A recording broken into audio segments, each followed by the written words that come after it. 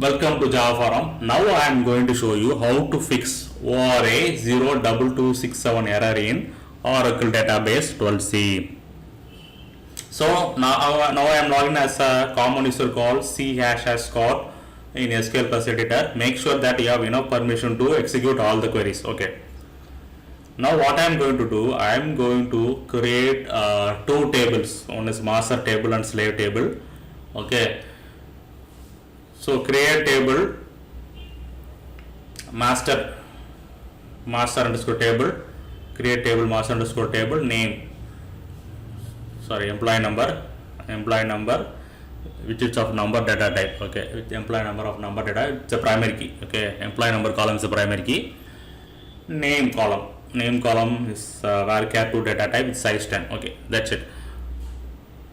Now let me create one slave table. Okay, so the slave table is going to refer the master table primary key column. Okay, employee number name varchar2. Okay,